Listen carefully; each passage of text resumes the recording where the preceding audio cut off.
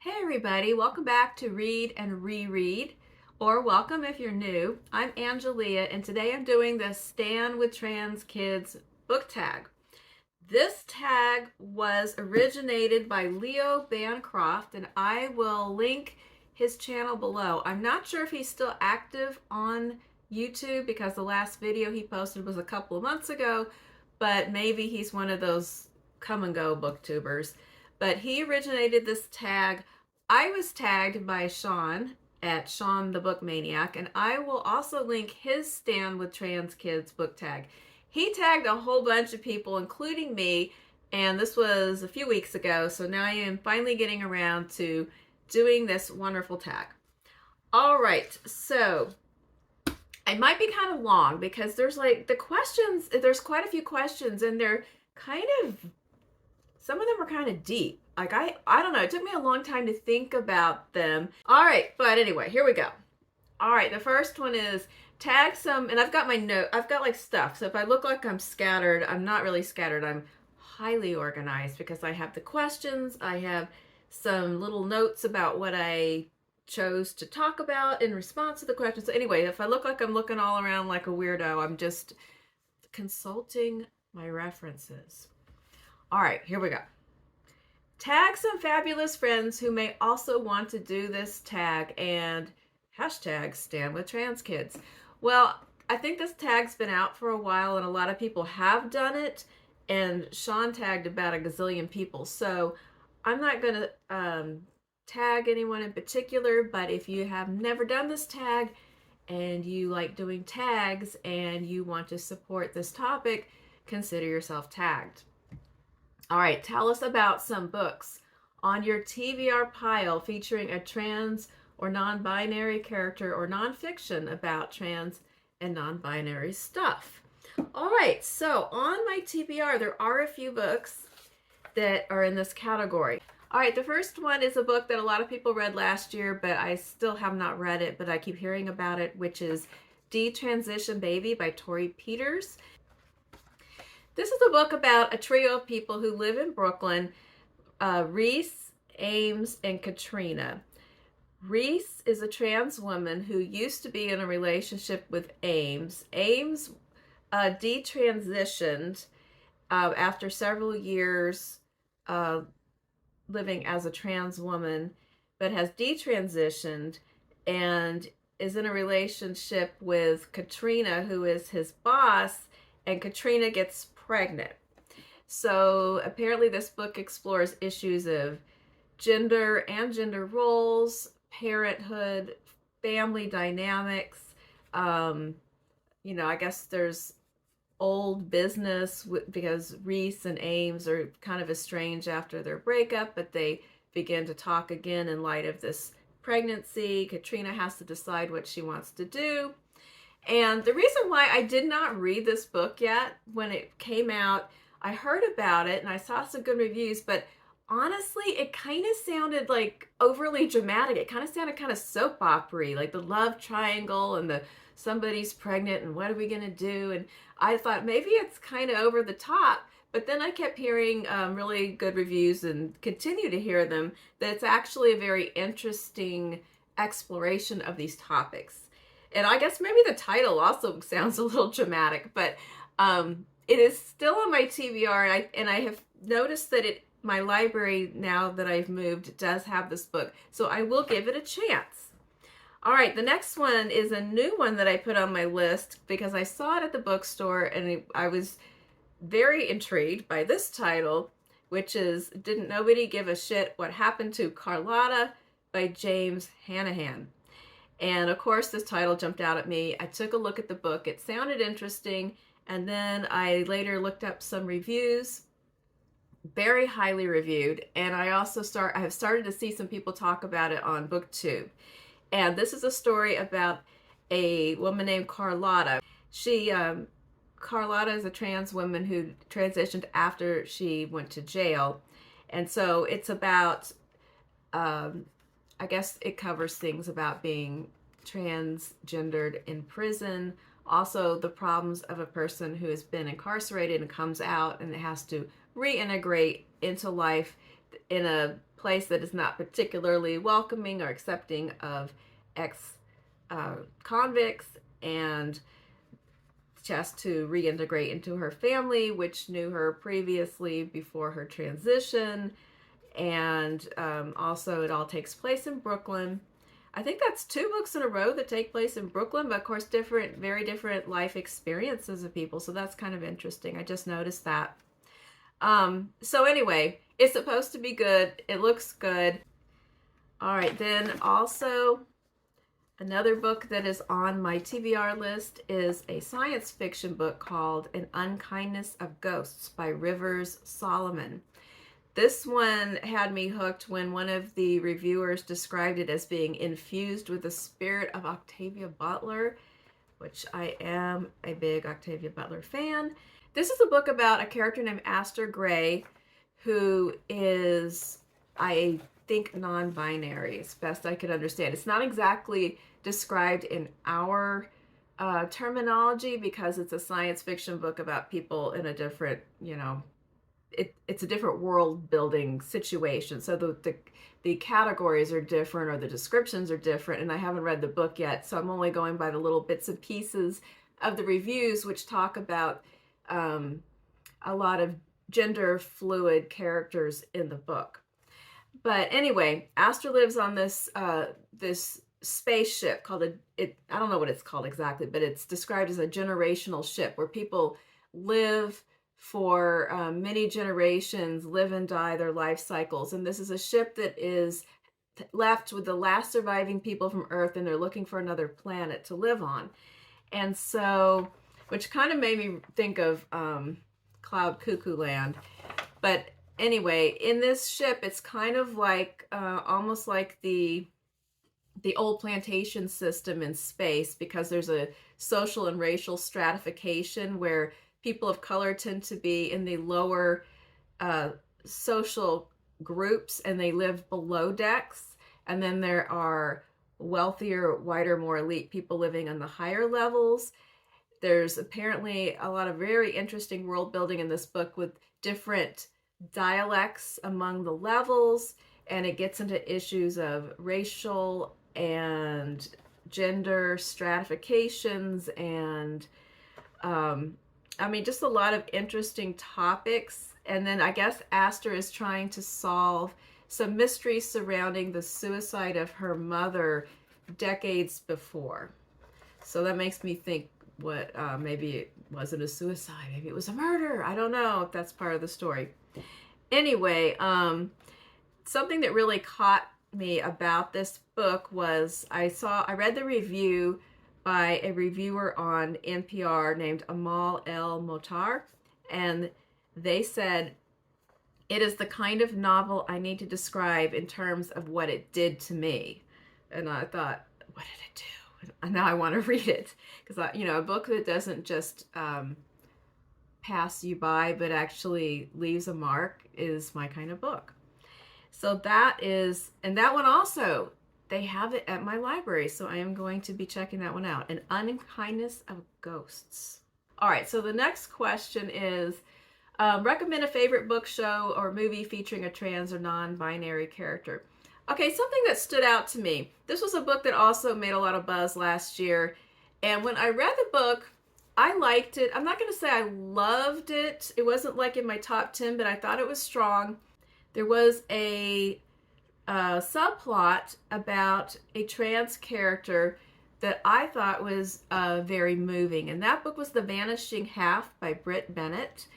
And the book, as you probably know, is mainly about a pair of sisters who are light-skinned Black women, and when they are teenagers, they run away from home, and one sister marries a white man and begins to pass, and she's spending her life as an affluent white woman passing, and the other woman ends up going back to the hometown with her young daughter. So the subplot with the trans character is about when that young daughter has grown up and gone off to college, she falls in love. Her name is Jude, and she falls in love with a guy named Reese, who she finds out is a trans man. And their relationship is really touching, and it just gets into a lot of interesting topics about uh, body dysmorphia in a relationship, and they kind of have their own journey of their growing to falling in love and growing to understand and accept one another and support one another. And it's a really positive relationship. And it kind of stood out to me. And it was kind of my favorite part of the story because some of the main plot got a little bit, to me, it relied too much on happenstances and coincidences and two people suddenly being in the same place at the same time. So that's why I liked but didn't love it. But that subplot I thought was very realistic and really, really a beautiful little love story. So that is the book I'm going to pick for that tag question. The next one is, everyone has their own journey and no one demographic is a monolith. Recommend a book with a journey, however you define that. Well, it just so happens. Now this is going to look like, talk about unlikely coincidences, but months and months ago, I put this book on hold at the library because I wanted to see what the big fuss was and why it was coming up on all of these banned book and challenge lists. And it is Genderqueer by Maia Kobebe. And it came up last week. I had forgotten I even requested it because it was so long ago. I thought that, maybe somebody lost it or whatever because it was months ago. But it finally popped up, and it is a graphic nonfiction book, memoir by Maia Kobebe about, let me get this pronoun right, ear journey. Maia has chosen the pronouns e and air. I think that's how you pronounce it. And anyway, that's part of the story, is how air found the pronouns that were comfortable. I am not comfortable yet with this. This is a new one for me. Anyway, Genderqueer is about Maia's journey of self-discovery, gender identity, growing up, first encounters, sexual issues, body issues, just a lot of things that I think many teens and young adults will relate to. I think that's the target audience, like high school, college age people. I guess I'm the wrong person to ask about what the big deal is because I don't really overreact to these kind of things, and I'm not really clueless about the fact that young people are learning about their sexuality, but I thought that it was a valuable read for that target audience, and it's a good book. All right, the next prompt is, no one of us knows everything, even about our own identities, especially since we're not a monolith and each has our own journey. What is a book that taught you something either about yourself or the world around you? Well, there's a lot of books like that. And in fact, one time, one of my book clubs and I, we thought about different interesting prompts. And that was one of them, was like the books that changed you in some way. And there's a lot of them. But the one I'm going to bring up today is just the book. I thought about the book that I've read the most times in my life, because my channel's read and reread. So I do like to reread things, and I have certain books that I've read multiple times. The one that I've read the most, that I come back to again and again, ever since I was 14 years old, is The Catcher in the Rye by J.D. Salinger. It is my favorite novel, and I find so many ways to squeeze it in to so many tags and videos. And it's coming again. I'm spoiler alert, I'm going to be talking about Christmas books, and I'm going to talk about it again. But I had to think, this must fit this category, because why else would you read a book over and over and over if it was not speaking to you in some way or bringing you something? And it's brought me different things my whole life. I mean, when I was very young and first read it, even though like the language is outdated due to the time period, but just his attitudes about certain types of people and things, I just related to him. And then when I began to reread it, sometimes he reminded me of other people I knew who were struggling when we were young. And then as I got older, my position shifted and I felt more tender or motherly toward him, even though I still related to his attitude, but now I'm worried about him, So like my positioning rotates and changes and comes into different avenues, even though the book basically stays the same, but it still makes me laugh out loud every single time. And it still makes me sad and worried for Holden every single time. So that is my selection for a book that, I don't know, it says something about me, but it does something for me always. All right, then the next one is, when things are hard in the world or in our lives, sometimes there are things we can do to help center and refocus ourselves, to bring joy, to keep us going, to keep living, resisting being our authentically amazing selves. What are things you do to center yourself or find joy? Well, obviously, reading is very essential to this. If a day goes by where I don't have some reading time, I am completely like off center. Like it just brings out this ennui. So that's really important to me. It's just like really essential. Also, the ritual of preparing and drinking tea is very important to me. And I have tea several times a day, 2 or 3 times usually, and it never fails. Like it re-centers and restores me reliably all the time. And I realized recently that was one of the main drawbacks of traveling, was just the bad tea or lack of access, because you go everywhere and there's coffee, but the tea is either not there or it just sucks. So finally I purchased a travel kettle, and it's made a big difference. Also, dinner time with Steven, my husband, because we kind of have different schedules and we do different things throughout the day. We don't really eat breakfast and lunch at the same times. We don't get up at the same time. So we just kind of are doing different things, but we like to come together at dinner and we talk every day about what we're going to cook for dinner or what we want to have for dinner. And just the fact that we do come together for that meal every day is kind of a restorative point. And I'd say the last part is that it always helps recenter and focus me if I've had a good conversation, even if it's just a text with my daughter. So all of those things kind of get my day in order and help me out. All right, then we have number 7. What is your walk-on music or your feel at home in your body music? Due to my advanced age, I do believe that the greatest era of music is the 80s, and then followed by the 70s.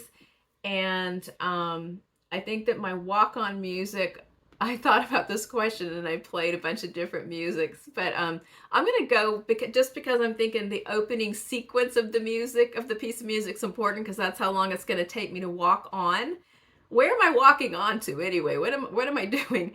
But I'm going to pick Ziggy Stardust. And in fact, once I've walked on, rather than listen to me keep talking, how about we just all sit down and just play that whole album, because it's really spectacular. So that's my question. That's my answer to that one. I'm skipping the mentor question because I totally got stuck, and that's why I haven't done this thing for like 3 weeks, because I wasn't sure what I wanted to say. So pass. Number 9, who are some out, trans, or non-binary booktubers, Instagrammers, authors, actors, etc., who you'd like to shout out? All right, I will name a couple of people, and I will put links to whatever they have that I can link. Let's see, I wrote them down somewhere. Who knows where that was? It's disappeared. Here we go. Okay, Dana Simpson is an author, and she wrote, or she still writes, a long-running graphic novel series for elementary age kids called Phoebe and Her Unicorn. They are delightful, they are funny and adventurous stories, and when I was still working as an elementary librarian, my kids loved this series, And Dana is a trans woman, and I just found that by accident one time when I was looking I was looking for her, whether or not she had a new book coming out, and I got onto her website and I read that about her. So anyway, I appreciate Dana's contribution to children's literature because the kids really love that series, and they just love graphic novels in general. And then the last one I'm going to shout out, and I had to find out what his actual name is. This is a booktuber, and the channel is called Jamie Dodger, but this guy's name is Jamie Rains. And I have watched some of the videos on this channel, and I find them to be very funny and very informative. He covers a lot of LGBTQ issues and also has very candidly documented his own transition as a trans man. He has a lovely wife named Shaba who comes on and does videos with him. And they are, like I said, they are frank, informative, and also very funny. And so I have found that to be a very enjoyable YouTube channel. Okay, if I talked about somebody, I'll put links down in here, and I'll put the books that I talked about. Oh wait, I'm not done. I almost forgot the last one. Organizations you'd like to shout out for supporting trans kids and trans folks. I'm going to put 2 links that I found, but I found some resources for people in my area. There's the Coastal Bend Pride Center, and that is here in my town of Corpus Christi. And what I did notice about their website is it's really easy to navigate. You know, some websites you get in and then it's just this Byzantine maze trying to find helpful resources. But it's like you go into there and a big square comes right up with different categories. So a person who is trying to find something quickly will not have trouble with this website, and it links to different support groups in this area for trans kids and adults, in addition to other LGBTQ needs for the community. Also, Equality Texas is a very informative website that has links to all kinds of information and resources, and they are addressing the current situation with the legislature trying to criminalize parents and health caregivers who are treating trans kids in Texas. And they will update on this website the latest in those lawsuits, legislation, how to navigate and still get proper health care, physical and mental, for trans kids. And that could be a whole other video that has nothing to do with books, that is about the mess that is Texas. But you know, we got to come to an end here. But those resources I think would be helpful for people who needed more information or support. All right, that is it. I have gone through all the questions in the tag. I hope that you have found something interesting here. Please like and subscribe if you enjoyed this video, and please consider completing this tag if you also have a channel. All right, I hope you have a wonderful rest of your week, and I will be back at the end of the week with my Friday Reads wrap-up. Until then, goodbye and have a great day.